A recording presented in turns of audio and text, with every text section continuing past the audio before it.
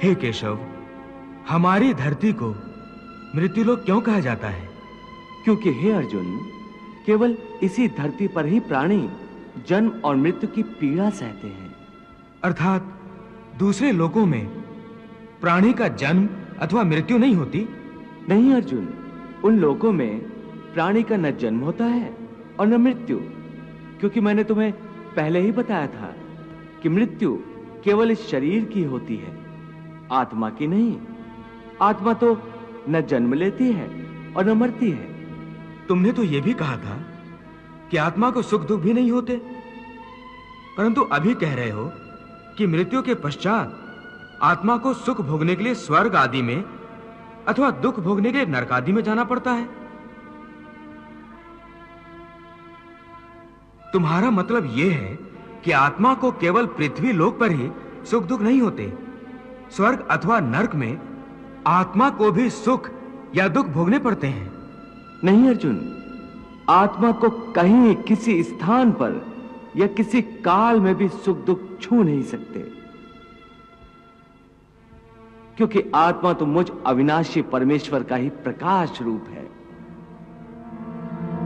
हे अर्जुन, मैं माया के अधीन नहीं, बल्कि माया मेरे अधीन है, और सुख दुख तो माया की रचना है।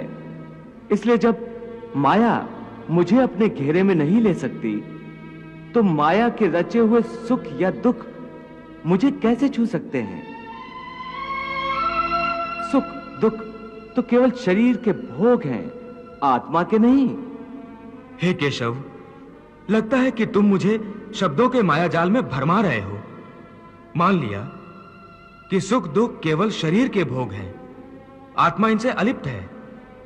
फिर जो शरीर उनको भोगता है उसकी तो मृत्यु हो जाती है, वो शरीर तो आगे नहीं जाता। फिर स्वर्ग अथवा नरक में सुख दुख को भोगने कौन जाता है?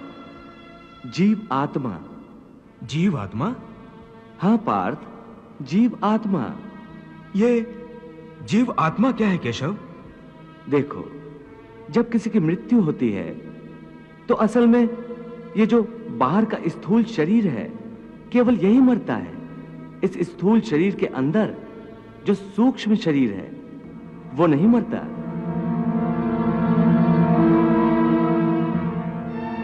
वो सूक्ष्म शरीर आत्मा के प्रकाश को अपने साथ लिए मृत्यु लोक से निकलकर दूसरे लोकों को चला जाता है। उसी सूक्ष्म शरीर को जीवात्मा कहते हैं। इसका अर्थ है कि जब आत्मा एक शरीर को छोड़कर जाती है तो साथ में जीवात्मा को भी ले जाती है। नहीं अर्जुन, यह व्याख्या इतनी सरल नहीं है। देखो, जैसे समुद्र के अंदर जल की एक बूंद समुद्र से अलग नहीं है, उसी महासागर का एक हिस्सा है। वो बूंद अपने आप सागर से बाहर नहीं जाती। हां, कोई उस जल की बूंद को एक बर्तन में भरकर ले जाए तो वो समुद्र से अलग दिखाई देती है।